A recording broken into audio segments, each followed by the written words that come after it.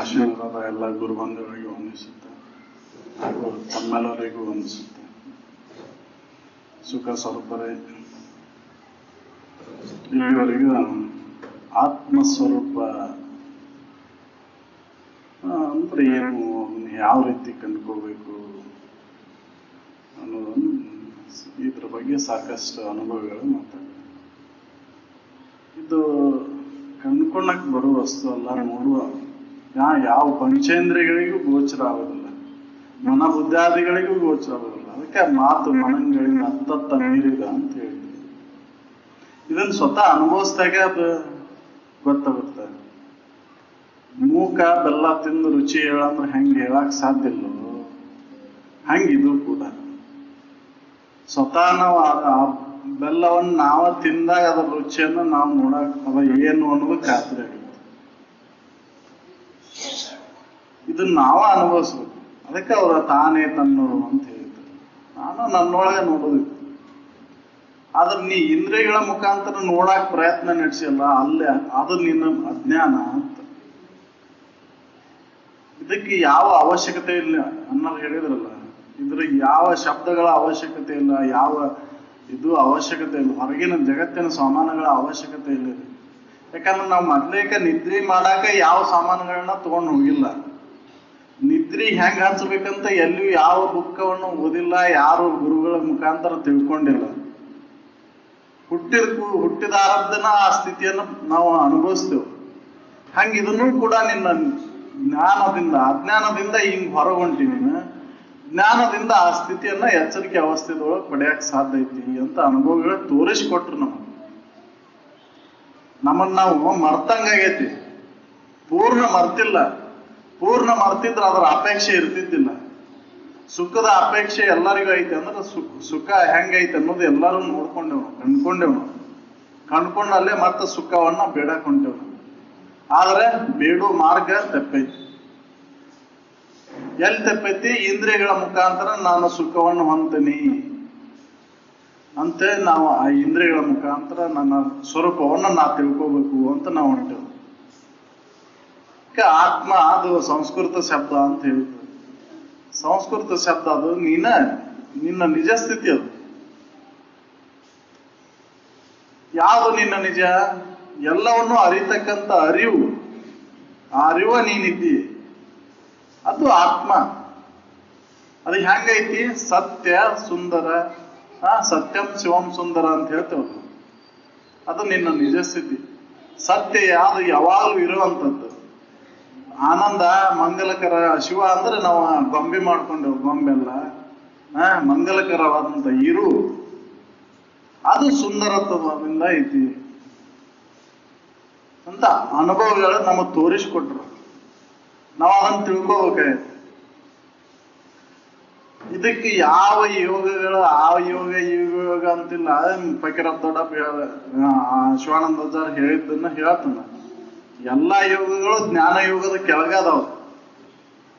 ಜ್ಞಾನ ಮಾಡ್ಕೊಂಡ್ರೆ ಎಲ್ಲವನ್ನು ತಿಳಿದಂಗ ಆಕೈತಿ. ಯಾವ್ದನ್ನ ತಿಳಿದ್ರಿಂದ ಎಲ್ಲವನ್ನು ತಿಳಿದಂಗ ಆಕೈತಿ, ಅದನ್ನ ತಿಳಿಬೇಕಾಯ್ತು ನಾವು.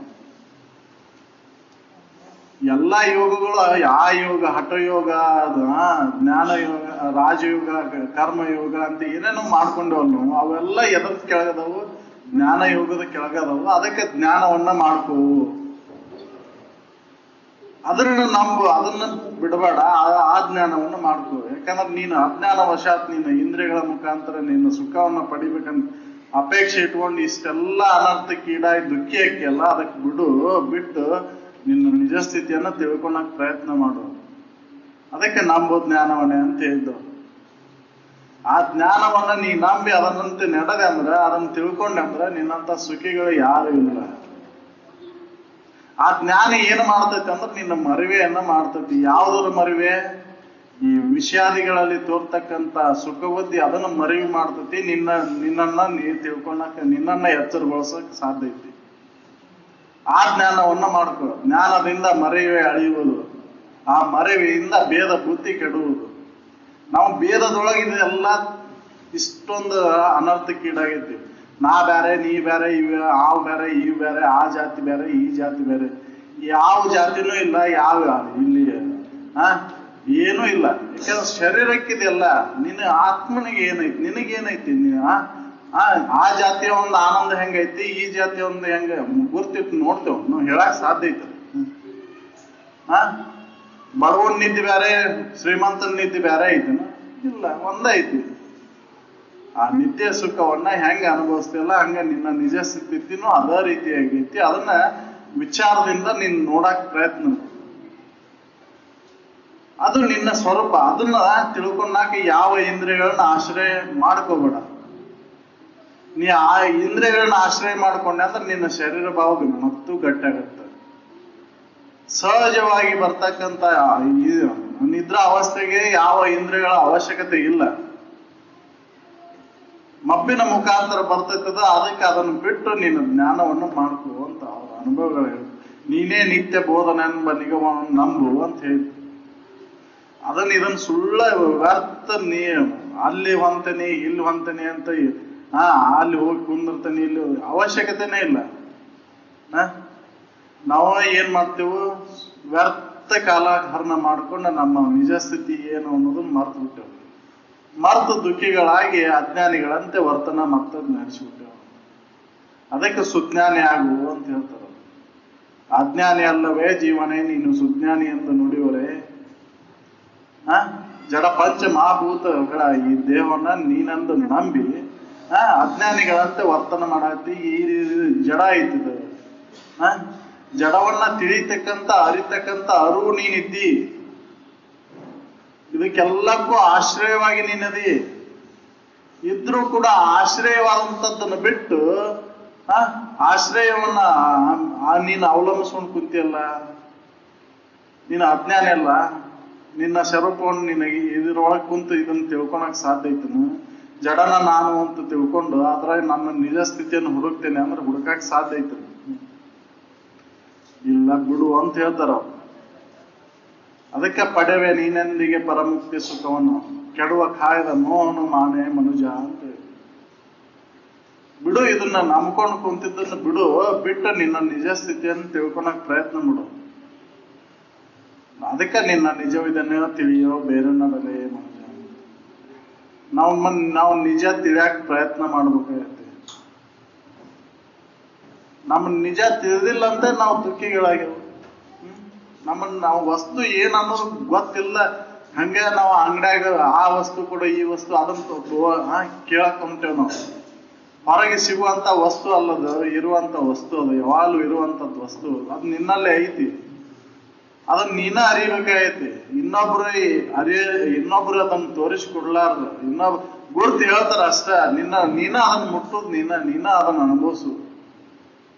ಎಲ್ಲ ಗುರುಗಳು ಶ್ರುತಿಗಳು ಅದನ್ನ ತೋರಿಸ್ಕೊಡ್ತಾವ, ತಿಳಿಸ್ಕೊಡ್ತಾವ. ಆದ್ರ ಅನುಭವ ಹೊಂದವ ನೀನು, ಅನುಭವ ಮಾಡ್ಕೊಳವ ನೀನ. ಬೆಂಗಳೂರಿಗೆ ಬರ್ಬೇಕಾದದ್ ಬೆಂಗಳೂರು ಅಲ್ಲಿಗೆ ಬರುದಿಲ್ಲ. ಬೆಂಗಳೂರು ಇಷ್ಟು ಕಿಲೋಮೀಟರ್ ದೂರ ಐತಿ ಅಂತ ಹೇಳ್ಬೋದು. ಅದಕ್ಕೆ ಈ ಮಾರ್ಗವನ್ನ ಹಿಂಗ್ ಹೋದ್ರೆ ಹಿಂಗ್ ಬರ್ತೈತಿ ಅಂತ ಹೇಳ್ಬೋದು, ಗುರ್ತಿಟ್ಟು ಹೇಳ್ಬೋದು. ಜಡವನ್ನ ಹೊಂದಾಕ ಜಡದ ಅವಶ್ಯಕತೆ ಐತಿ.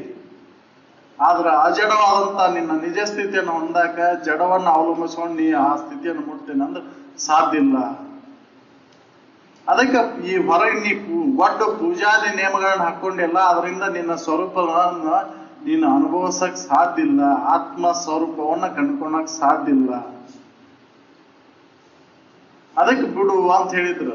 ವೇದಗಳಲ್ಲಿ ಪೂರ್ವದಲ್ಲಿ ಹೇಳಿದಂತ, ವೇದ ಪೂರ್ವ ಭಾಗದಲ್ಲಿ ಹೇಳಿದಂತ ಕರ್ಮ ಕಾಂಡದಲ್ಲಿ ಹೇಳಿದಂತ ಈ ಪೂಜಾದಿ ನಿಯಮಗಳನ್ನ, ತಪ, ದಾನ, ಧರ್ಮ, ಯಜ್ಞ, ಯಾಗ ಇವನ್ನೆಲ್ಲ ಬಿಡು.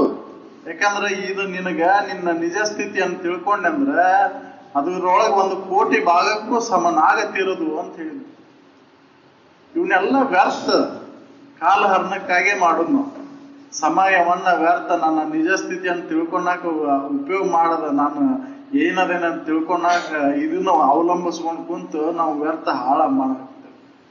ಅದು ಬಿಟ್ಟು ನಂಬು ಜ್ಞಾನವನ್ನ. ಆ ಜ್ಞಾನವನ್ನ ನಂಬಿ ನಿನ್ನ ನಿಜ ಸ್ಥಿತಿ ಹೆಂಗೈತೆ ಅಂತ ಖಾತ್ರಿ ಪಡಿಸ್ಕೊಂಡು ಅದನ್ನ ಅನುಭವದಿಂದ ನೀನ ಹೊಳ್ಳಿ ಮರ್ಲಿಕ್ಕೆ ಹಾಕ್ತದೆ. ಶ್ರವಣ ಎದಕ್ ಬೇಕಾಗೈತಿ? ನಾನು ಯಾರದೇನಿ, ನನ್ನ ನಿಜ ಸ್ಥಿತಿ ಏನು ಅಂತ ಮನವರಿಕೆ ಮಾಡ್ಕೊಳಕ್ ಅಷ್ಟ ನೀನ್ ಅದನ್ನ ಮತ್ ಹಾಳಿ ನೀನ ಅದನ್ನ ಕಣ್ಕೋಬೇಕು, ಅನುಭವದಿಂದ ನೀನ ಕಣ್ಕೋಬೇಕಾಯ್ತು. ಮಣ್ಣ ಕುಂತಾಗ ಅದು ಗೋಚರ ಆಕತಿ, ನಿಧಿಧ್ಯಾಸನದೊಳಗೆ ಅದು ಗಟ್ಟಿ ಆಗತ್ತೆ. ಅದಕ್ಕೆ ಶ್ರವಣ ಮನನ ಅವಶ್ಯಕತೆ ಐತಿ. ಶ್ರವಣ ಮನನ ನಿಧಿಧ್ಯಾಸನವಿಲ್ಲದೆ ಬಹುಬಂಧನ ಅಳಿಯದು ತನಗೆಂದು. ಅದಕ್ಕೆ ಶ್ರವಣ ಮನನಕ್ಕೆ ಒತ್ತು ಕೊಟ್ಟು ಹೇಳಿದ್ರು. ಯಾಕಂದ್ರೆ ಇದು ಭವಚಕ್ರದಿಂದ ದೂರ ಮಾಡತಕ್ಕಂತ ಸಾಧನೆ ಯಾವುದಂದ್ರೆ ಶ್ರವಣ. ಶ್ರವಣ ಸರಿಯಾದ ವಸ್ತು ನಿನ್ನ ತಿಳುವಳಿಕೆ ಆಗದ ಹೊರತು ಏನ ಕುರಿತು ನೀನು ಚಿಂತನೆ ಮಾಡುದು, ವಿಷಯಾದಿಗಳ ಕುರಿತು ಸರಿಯಾದ ತಿಳುವಳಿಕೆ ಆದ್ಮೇಲೆ ಇಂಥ ವಸ್ತು ಬೇಕು ನನಗ ಅಂತ ಅಪೇಕ್ಷೆ ಮಾಡ್ತೀನಿ. ಅದ್ರ ಬಳಕೆಯನ್ನ ಸರಿಯಾಗಿ ಮಾಡ್ಕೊಳಕ್ ಸಾಧ್ಯ ಐತಿ. ಹಂಗ ನಿನ್ನ ನಿಜ ಸ್ಥಿತಿ ಏನನ್ನು ಸರಿಯಾದ ತಿಳುವಳಿಕೆಯನ್ನ ನೀನ್ ಮಾಡ್ಕೊಳ್ಳಿಲ್ಲ ಅಂದ್ರೆ ಏನ್ ಕುರಿತು ನೀ ಚಿಂತನೆ ಮಾಡ್ತೀವಿ, ಏನ್ ಕುರಿತು ಮನನ ಮಾಡ್ತೀವಿ. ಅದಕ್ಕೆ ಶ್ರವಣಕ್ಕೂ ಬಹಳ ಒತ್ತು ಕೊಟ್ಟದ್ದು ಹೇಳಿ ಅನುಭವಗಳು ಶ್ರವಣಕ್ಕೆ. ಯಾಕಂದ್ರೆ ಅವ್ರು ಶರೀರ ಬಿಡುತ್ತನೂ ಶ್ರವಣಕ್ಕೆ ಒತ್ತು ಕೊಟ್ಟ, ಶ್ರವಣ ಮಾರ್ಗಕ್ಕೆ ನಾ ಒತ್ತು ಕೊಟ್ಟ. ಯಾಕಂದ್ರೆ ಇದು ಅಜ್ಞಾನವನ್ನ ಕಳೀತೈತಿ. ಅಜ್ಞಾನದಿಂದ ನಾವು ವರ್ತಿಸ್ತೇವಲ್ಲ, ಈ ಬೇರದಿಂದ ಕೂಡಿದಂತ ಈ ಅವಸ್ಥೆ ಒಳಗೆ ನಾವು ಇರ್ತೇವಲ್ಲ, ಅದನ್ನ ಕಳೀತೈತೆ, ಅದು ನಾಶ ಮಾಡ್ತೈತೆ. ಆ ಭೇದತ್ವವನ್ನು ನಾಶ ಮಾಡ್ತೈತೆ ಶ್ರವಣ. ಅದಕ್ಕೆ ಶ್ರವಣಕ್ಕೆ ಒತ್ತು ಕೊಟ್ಟ, ಶ್ರವಣದಲ್ಲಿ ನೀನು ತಲ್ಲಿನಾಡು ಆ ಶ್ರವಣ ನಿನ್ನ ಮುಕ್ತಿಗೆ, ಈ ಭವ ಬಂಧನದ ಚಕ್ರದಿಂದ ಬಿಡುಗಡೆ ಮಾಡುತ್ತ ಅಂತ ಅವರು ಹೇಳಿದ್ದ ಅನುಭವಗಳು.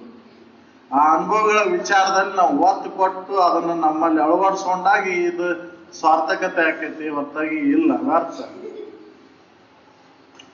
ಅದಕ್ಕೆ ನಮ್ಮ ಆ ಸ್ವರೂಪವನ್ನ ತಿಳಿಬೇಕಂದ್ರ ನಮ್ಮೊಳಗೆ ನಾವು ಹೋಗ್ಬೇಕು.